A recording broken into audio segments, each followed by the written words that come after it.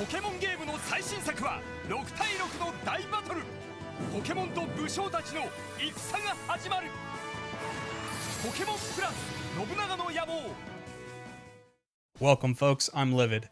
Developed by Tecmo Koei and released in 2012 on the Nintendo DS, Pokémon Conquest is a spin-off and crossover with the long-running Nobunaga's Ambition series.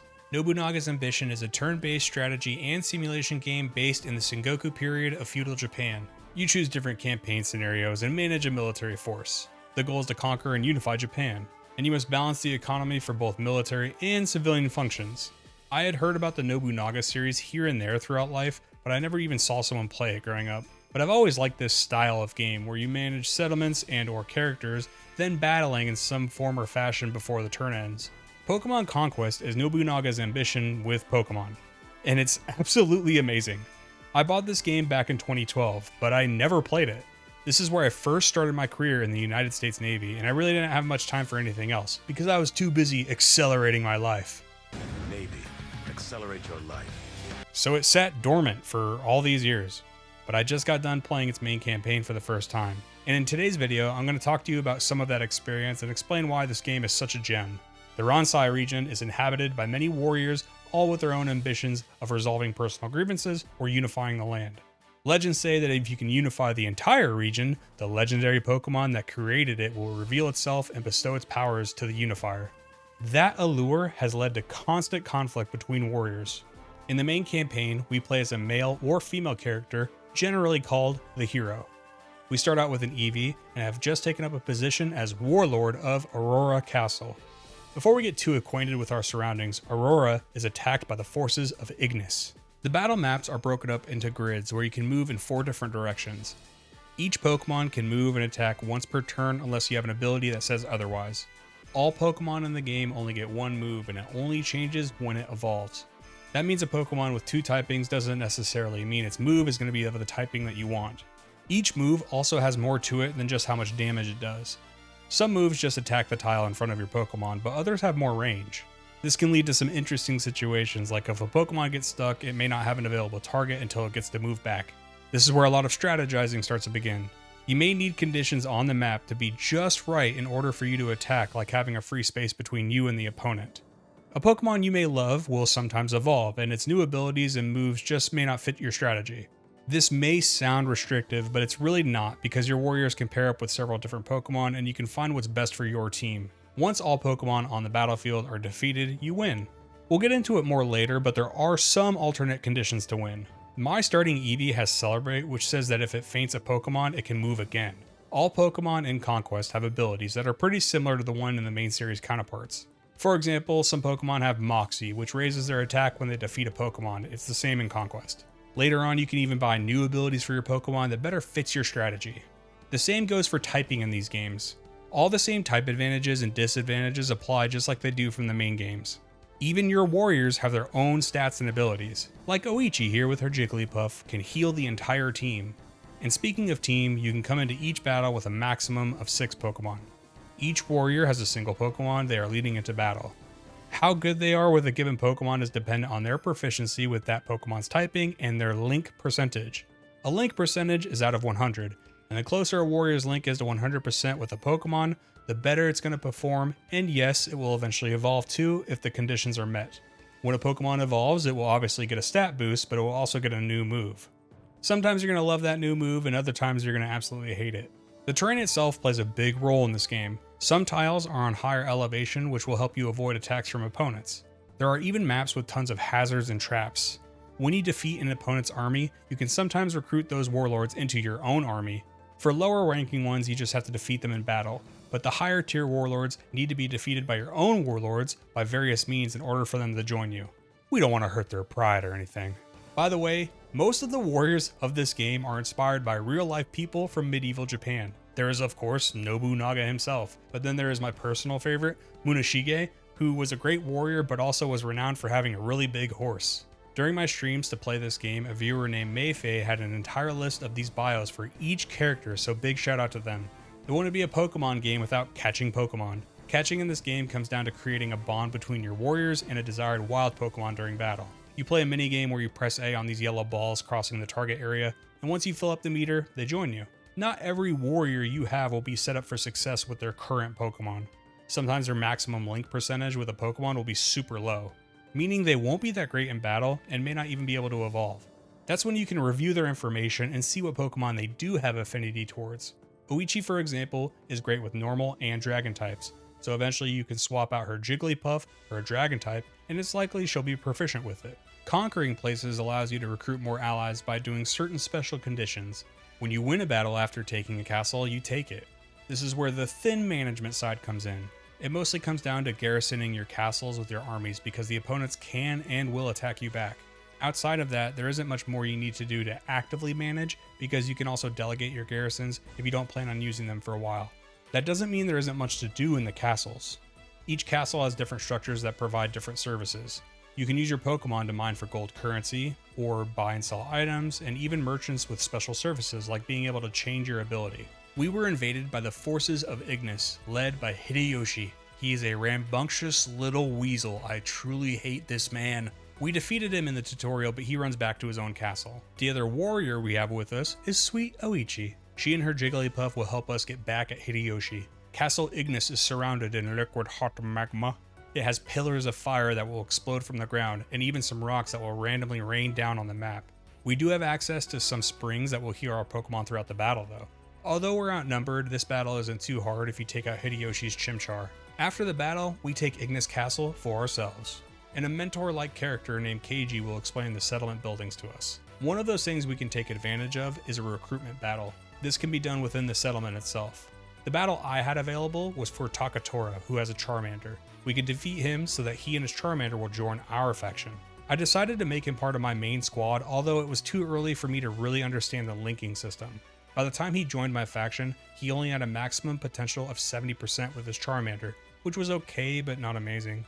Our goal in the campaign from here on out is to unify the Ransei region by conquering all 17 castles and summoning the great legendary Pokemon.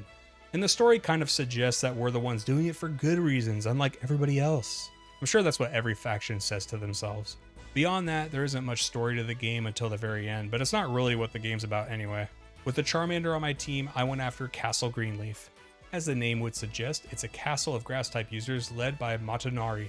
This battle would be important for learning many new concepts. The first was the flag system.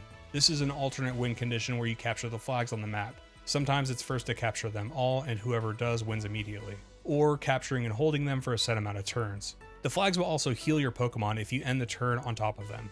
Then there was traps. They're invisible and will immobilize your Pokemon for several turns. And no, they cannot attack even if a Pokemon is in range.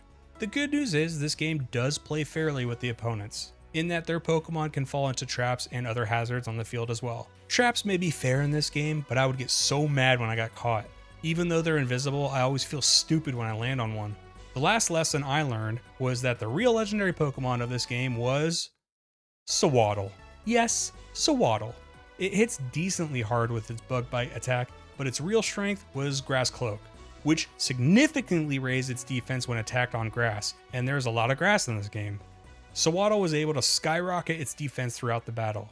Charmander could have handled it easier than my other Pokemon, but it was busy holding off the entire left side of the map, so he was pulling his weight. I ended up just trying to block Sewaddle from moving from this area with my big old Jigglypuff. I couldn't let this monstrous beast loose on the rest of my team. After handling all the other Pokemon, it came down to Snivy. It was taking a while to kill it though because it was able to continuously heal due to sitting on the flag tile. With this battle finish, I conquered Greenleaf Castle. The last castle in this area was Fontaine, famous for water type Pokemon. It's led by Motochika. This map uses a levee system with its water flow. Pokemon can press the buttons to open and close the levees. The advantage for the Fontaine warriors is their Pokemon can travel through the water because they are water type. Before the battle, I had scouted the area and knew to bring some grass type Pokemon like Sewaddle and Pansage from Greenleaf Castle. After whittling down their Pokemon with my grass types, I had completely surrounded their Pampor and just laid on the punishment. With Fontaine conquered, that completes the first tutorial area of the game. After the battle, Oichi tells us of another warlord with his own plans for the region. This is where we learn about Nobunaga and how he's conquering the regions at the other end of the map. Supposedly, he wants to conquer all the kingdoms and destroy the Ransei region. For now, there are more independent kingdoms to conquer before we confront Nobunaga. First up was Violite, Kingdom of Storms. It's a map full of electrifying pain. There are these electrical buttons the Pokemon can step on that will shock you if you're in the corresponding area. I wanted to battle here first because I noticed one of their warriors had a Starly, which would be a great addition for another kingdom I had planned on attacking later. This fight was tough because my non-electric Pokemon couldn't travel through the electric areas like my opponent could. But I was able to cheese the AI a bit because it wanted to keep its Pichu over at the red button to try and shock my Pokemon on the red squares. I brought my team over to the middle area of the map where I could cross the red tiles but avoid ending my turn on them. By this battle, I had also gained a warrior who had Carnivine, which was a huge help. Carnivine is resistant to electric attacks, but it also had Levitate, so it could just hover over the electrical areas and maneuver around easily. Its Vine Whip attack also covered 3 squares horizontally, which came in handy to hit multiple Pokemon at once. After cleaning up the rest of the team, I went over to bully Pichu and won the battle. The next fight was at Chrysalia, led by Yoshimoto. This Android 19 looking warlord was about to give me a mental breakdown. I have you now, and soon I will have all of your energy. His map has a bit of a ball game gimmick. These balls can be attacked and smashed into Pokemon in the way, and they hit for a ton of damage. Like the other hazards, you can use them too, which I respect. But hold on, there are also traps. Yeah, every time I was trying to get close or just about to smash a ball into 3 of his Pokemon at once, I'd fall in a trap. I was so angry, and that wasn't all. Yoshimoto had a Pineco. Its ability was Jagged Edge, which threw back damage at any Pokemon that used physical based attacks on it. This battle was the most grueling fight I had confronted yet. My team had slowly been whittled down. I even lost my Eevee. The only thing I had left was my Charmander. And luckily for me, it was super effective against Pineco, but it also came in clutch with a critical. I gave this Android 19 lookalike the Vegeta treatment. I only wish there was a junkyard nearby so we could give him a proper burial.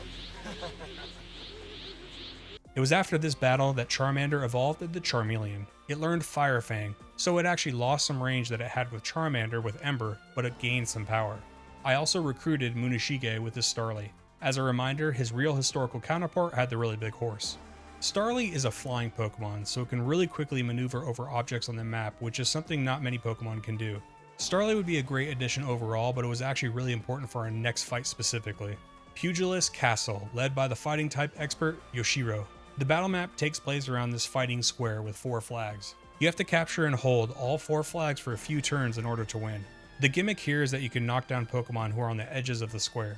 And there are only 2 entrances Pokemon can walk across unless you fly over. This battle would actually be really easy because you can exploit the opponent's AI. After knocking them off the platform, they struggle to get back on stage. That's because they're forced to funnel down their walking ramp and can easily be blocked from the entrance. After this castle is taken, we get reports that Nobunaga has conquered 8 kingdoms. There are only 2 kingdoms left not controlled by myself or Nobunaga. Terrera under Shingen and Illusio under Kenshin. I decided to fight Shingen of Terrera because I had a couple of grass and water type Pokemon which matched up better against his team that had ground and rock types. But before we attack, they actually attack us first. And we have to do the same battle over again that we just did at Pugilist. This battle goes exactly how the first one went, but our Starly did evolve into Staravia. Now it's time for the actual battle of Terrera. Shingen has a really scary Rhyperior, who has a crazy attack called Rock Wrecker. It's so powerful it actually has to recharge after each use like a Hyper Beam. It's because it hits for a crazy amount of damage. The map itself is another flag map. The catch here is that the flags are on these 3 towers. And no, you can't use flying Pokemon to get up there, so our Staravia is kind of exposed in the fight because it's weak to rock type attacks. And wind will periodically knock off Pokemon that are on the towers too. If you fall from the tower, you take significant damage when you land. I did end up losing this fight on my first try, but then I figured out how to quickly get up the towers and capture the flags while also blocking my opponents from following me. That's because if you're occupying the space where a lift sets you down, they can't use it themselves. And when you finally move to capture the flag, they usually can't act fast enough between having to spend a turn just moving up the lift and not being able to attack after it. And then of course there's the wind that may strike at any time. After beating Shingen, Kenshin and his Gallade will also join you. These 2 were rivals with each other, but if you beat one, the other one will join you immediately because they just have so much respect for you now. I would end up using Kenshin and his Gallade for the remainder of the game because it's really powerful. Its Psycho Cut attack can hit 2 spaces in front of it. Shingen and Rhyperior were decent, and I used them for a little bit, but besides its bulk, its Rock Wrecker attack can be really restrictive sometimes if you can't line up the opponent for the attack. Oh, and then I evolve. That's right, my player character goes to the next rank. I get a sweet new set of armor and a boost to my stats. All the warriors in the game have rank, and some can rank up multiple times when conditions are met. After the castle was taken, we're met by Nobunaga himself, along with his Zekrom. This is a Generation 5 game, so you know one of those box legendaries just had to show up at some point. This is where it's revealed that Oichi is his sister? I think that would have been nice to know up front. She explains that she joined us to help find the legendary Pokemon of the region. That's because she thinks we're the only one that will actually bring peace to the land and not Nobunaga. From here on out, we're attacking Nobunaga's forces directly. I go after Castle Cragspur first. It's a castle specializing in rock types. The map has a bunch of rocks that can be thrown down in your direction because it's all angled in a little ravine you start in. I decided to consolidate my team in the little ravine we start in and bait my opponent's Pokemon to come and fight me. Although not a difficult fight, it took a while because I had to allow their slow-moving rock Pokemon to fall into my traps. After this castle was taken, I made a lot of changes to the team. KG had given me a Thunderstone, which I used to evolve my Eevee into a Jolteon. It now knew Thunderbolt, which was powerful, but also attacked 3 squares horizontally. Then there was Oichi. Her Jigglypuff was really falling off at this point. Early game Jigglypuff is fine. It has bulk, but its double slap attack was becoming really bad. And even its bulk didn't really matter because weak Pokemon started to do tons of damage to it anyway. So I linked her with a Wild Eevee. And since KG actually gave me the 3 Elemental Stones to evolve into the Eeveelutions, I used the extra Water Stone I had left on her Eevee to give her a Vaporeon. Vaporeon knew Hydro Pump, which is just broken honestly. It hits in a vertical 3 spaces and has plenty of damage even when it's not super effective. Also, having Vaporeon meant I'd have better mobility on maps with water tiles. The next battle was against Castle Viperia, led by the poison type trainer, Nene, and she was joined by that little weasel Hideyoshi. This guy just won't go away. He had also evolved his Chimchar into a Monferno. This fight takes place inside a building dripping with poison everywhere. If a non-poison type Pokemon steps on the poison spots on the floor, it becomes poisoned. The win condition on this map was to capture the 3 flags. There was a twist here with a few hidden door shortcuts you could take though. I send Staravia off on its own to covertly take a distant flag. I send the rest of my team to the closer flag to us, which was in a room with a small entrance. I was setting up my same tactic that I like to do where I try to funnel the enemy to come at me. And look, Hideyoshi's dumbass sent his Monferno to walk in poison. Good one, genius. This is where my Vaporeon shined in the funnel strategy. Look at this beautiful attack. Even though I missed the Ekans, it felt so satisfying hitting the other 2. This strategy wore down Nene's forces and I was able to finish off her Zubat with Jolteon for the win. Unfortunately, the cockroach Hideyoshi was able to escape. Again. Over time, I conquered the remainder of Nobunaga's generals until he's isolated to his final castle, Dragnor, full of dragons.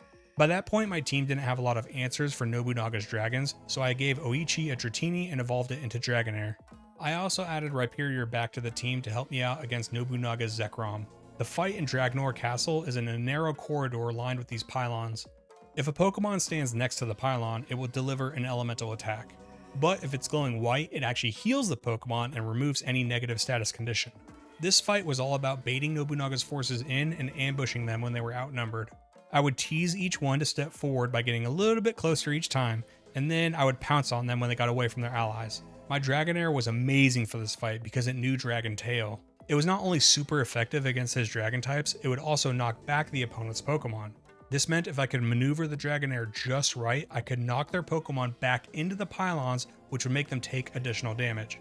Girder had finally caught up to Zekrom and hit it with a final blow. With Nobunaga defeated, I have united the Ransei region.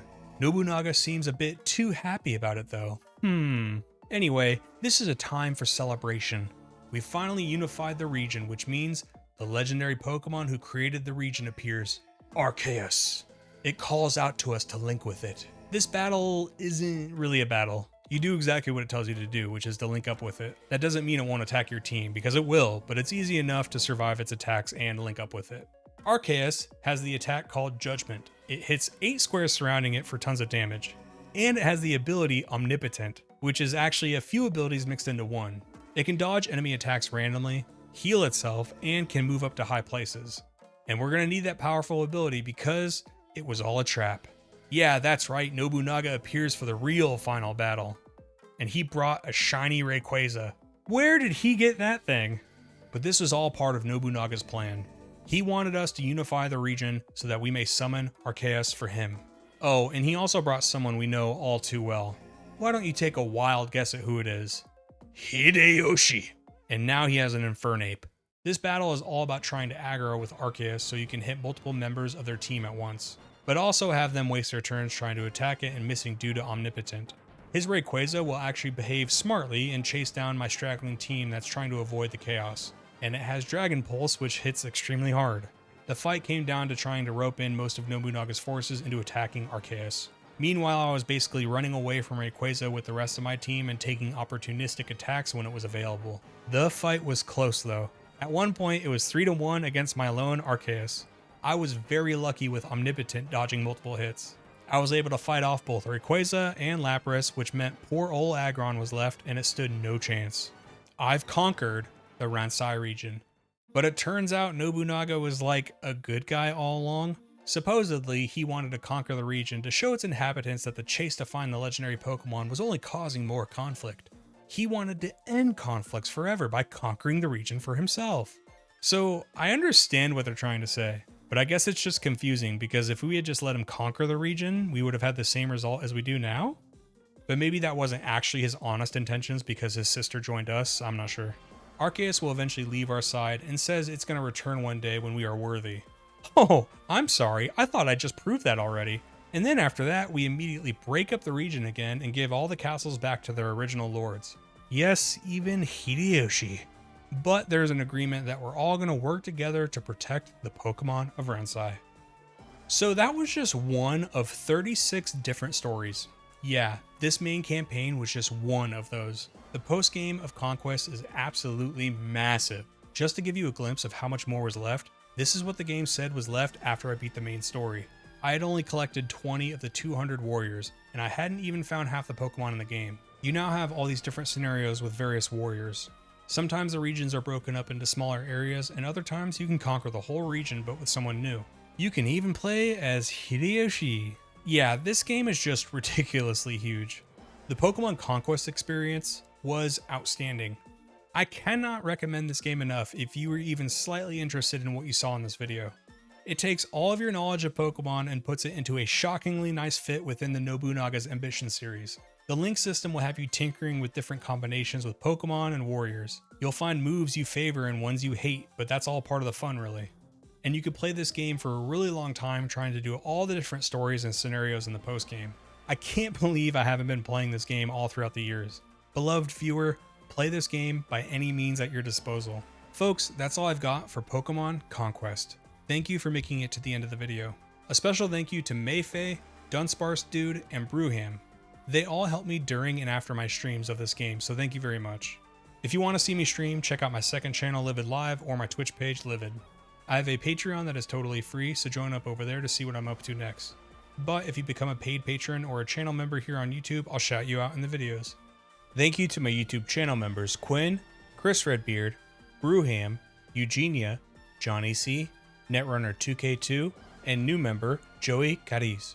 And to my patrons Shio, Lyra, Eon Kane, Martane, Smudge, Brooks, Jonathan C, J-Rat, Andrew PH, Mamoxa, Rogue S, Falk84, and new member Maths. Thanks again for watching. I'll see you in the next one.